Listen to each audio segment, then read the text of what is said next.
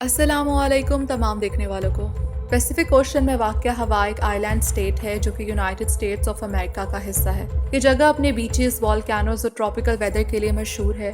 यहाँ हर साल लाखों टूरिस्ट वेकेशन के लिए आता है। अलोहा एयरलाइन एक रीजनल एयरलाइन थी जो हवाई के आइलैंड्स के बीच शॉर्ट हॉल फ्लाइट्स चलाती थी। मतलब इन फ्लाइट्स का ड्यूरेशन सिर्फ 30 से 40 मिनट होता था और इसका एक फेमस रूट था हीलो से होनोलुलु, जो कि हवाई का कैपिटल है। 23 अप्रैल 1988 को अलोहा एयरलाइन फ्लाइट 243 जो बोइंग 737 प्लेन था, इसने भी हीलो से उड़ान भरनी थी और इसकी डेस्टिनेशन थी होनोलुलु। इस फ्लाइट में 89 पैसेंजर्स और 6 क्रू मेंबर्स ऑन बोर्ड थे। 1:25 पर इस प्लेन ने टेक ऑफ किया। इस एयरक्राफ्ट का ये छठा चक्कर था। इससे पहले ये प्लेन 5 राउंड ट्रिप फ्लाइट्स मुकम्मल कर चुका था और अलोहा एयरलाइंस के लिए ये एक आम बात थी क्योंकि शॉर्ट डिस्टेंस में प्लेन्स मल्टीपल राउंड ट्रिप्स करते हैं। 1:40 पर प्लेन 24,000 फीट के एल्टीट्यूड पर पहुंच गया। इस क्रूजिंग एल्टीट्यूड पर सीट बेल्ट साइन ऑफ होता है, लेकिन इस फ्लाइट के दौरान सब पैसेंजर्स ने सीट बेल्ट नहीं उतारी थी। क्योंकि छोटी फ्लाइट्स पर टर्बुलेंस कॉमन होता है, इसलिए अक्सर पैसेंजर को सीट बेल्ट पहने रहने की हिदायत दी जाती है। तीनों फ्लाइट अटेंडेंट्स अपनी रोज में ड्रिंक सर्व कर रही थी। इस फ्लाइट को टेक ऑफ किए तकरीबन 20 मिनट गुजर गए थे। सब नॉर्मल था, लेकिन अचानक एक जोरदार धमाके जैसी आवाज आई और सेकंड्स में फॉरवर्ड इकोनॉमी क्लास और बिजनेस क्लास कैबिन की छत हवा में उड़ गई और फ्लाइट अटेंडेंट कैरेबिला लैंसिंग जिस कैबिन में ड्रिंक सर्व कर रही थी, हवा की एक्सट्रीम फोर्स ने इन्हें एक सेकंड के अंदर बाहर खींच लिया। लकीली बाकी पैसेंजर्स ने सीट बेल्ट पहनी थी।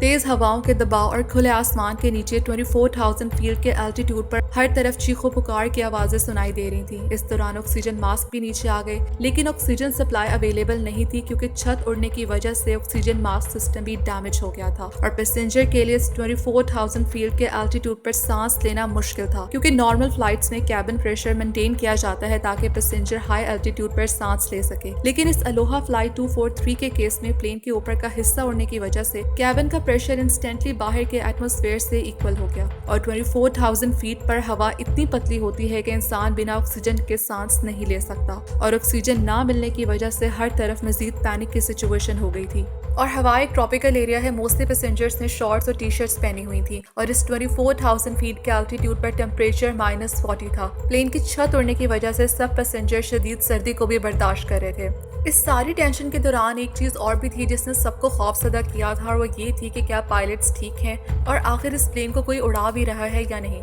फ्लाइट अटेंडेंट एमी ने हिम्मत की और रेंगते हुए कॉकपिट के पास जाने की कोशिश की। थोड़ा आगे जाने के बाद उन्होंने देखा कि फ्लाइट अटेंडेंट मिशेल जख्मी हालत में बेहोश पड़ी थी। ये आगे गई, कॉकपिट का दरवाजा जोर जोर से मारा, लेकिन कोई रिस्पॉन्स नहीं मिला। फिर उन्होंने इंटरकॉम से कैप्टन को कॉल की, लेकिन कोई जवाब नहीं आया। सबको लगा कि पायलट्स मर चुके हैं। लेकिन थोड़ी ही देर बाद प्लेन डिसेंड करने लगा, मतलब के प्लेन को पायलट्स कंट्रोल कर रहे थे और वो जिंदा थे।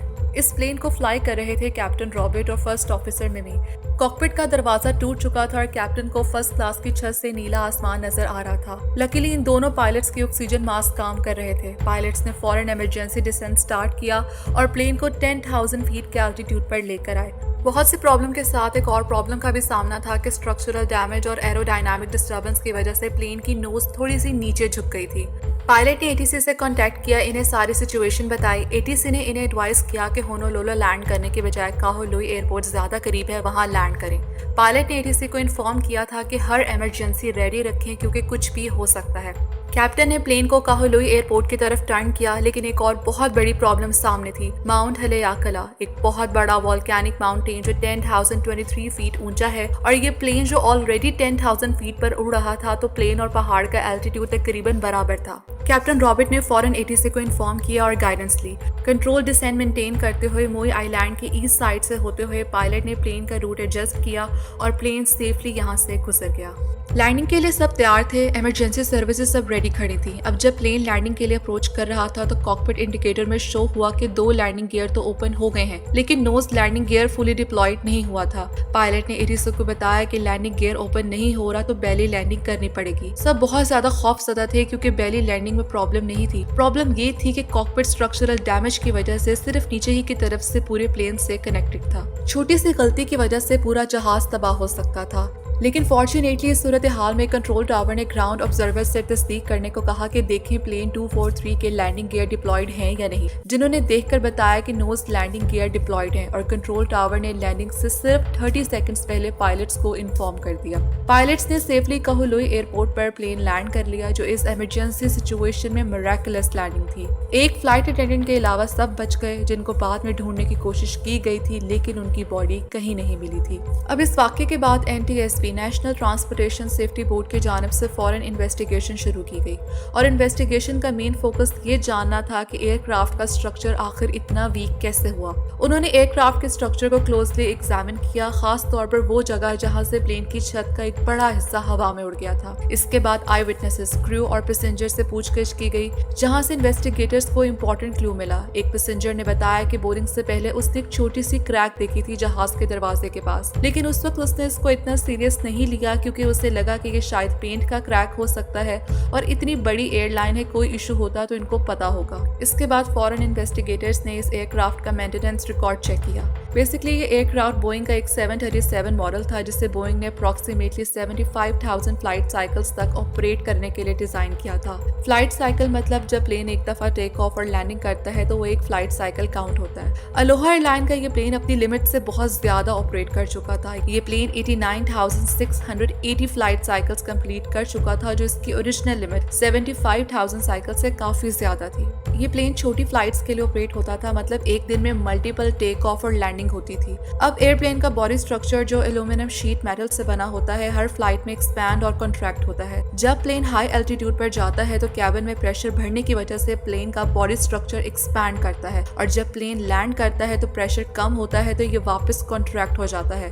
अब जैसे मैंने बताया कि प्लेन अपनी लिमिट से ज्यादा इस्तेमाल हो चुका था, तो इस प्लेन का मेटल भी बार बार एक्सपैंड और कॉन्ट्रैक्ट होने की वजह से कमजोर हो गया था, स्पेशली लैप जॉइंट्स के करीब। लैप जॉइंट्स जहां एक मेटल शीट दूसरी शीट के ऊपर ओवरलैप करती है। बोइंग अपने पहले बैच के प्लेन में इन शीट्स को आपस में जोड़ने के लिए एपॉक्सी ग्लू का इस्तेमाल करता था और फिर इन शीट्स को टाइट रखने के लिए रिवेट्स का इस्तेमाल होता था। लेकिन इस तरीके में एक प्रॉब्लम थी जो इस अलोहा फ्लाइट 243 में देखने को मिली। जैसे मैंने बताया था कि प्लेन का बॉडी स्ट्रक्चर प्रेशर के साथ कॉन्ट्रैक्ट और एक्सपैंड करता था, लेकिन ये प्लेन अपनी ओरिजिनल लिमिट से बहुत ज्यादा चल गया था और बार बार प्रेशर और टेम्परेचर चेंज होने की वजह से लैप जॉइंट्स में एपॉक्सी ग्लू डिग्रेड होने लग गई थी और क्रैक्स डेवलप होने लगे। और जब प्लेन हाई एल्टीट्यूड पर जाता था तो हवा में जो नमी होती थी वो इन क्रैक्स के अंदर ट्रैप होने लगी और वक्त के साथ साथ इस नमी की वजह से मेटल को जंग लग गया। अब अलोहा एयरलाइन का ये एयरक्राफ्ट तो हवाई में ऑपरेट कर रहा था और हवाई एक ट्रॉपिकल रीजन है जहां सॉल्टी इन्वायरमेंट और हाई ह्यूमिडिटी होती है और ये प्लेन 19 साल तक कंटिन्यूसली हवाई के ज्यादा नमी वाली हवा में फ्लाई करता रहा,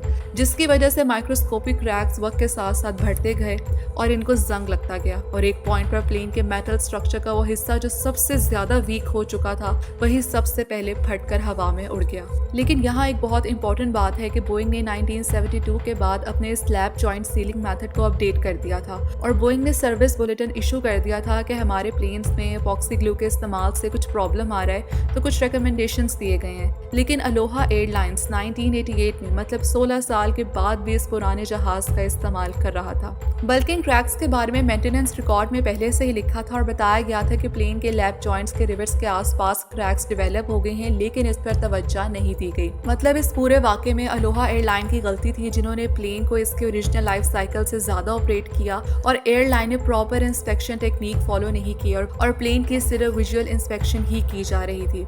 इस वाक़े के बाद FAA फेडरल एविएशन एडमिनिस्ट्रेशन ने स्ट्रिक्टली एयरलाइंस को advance non destructive testing NDT technique use करने को कहा, जैसे कि eddy current testing, ultrasonic testing और एक्सरे रेडियोग्राफिक टेस्टिंग। इन टेक्निक्स की वजह से जो क्रैक्स नेकेड आई से नजर नहीं आते थे वो भी डिटेक्ट हो जाते थे और इन टेक्निक्स की वजह से आज तक दोबारा कोई ऐसा वाक़या रिपोर्ट नहीं हुआ।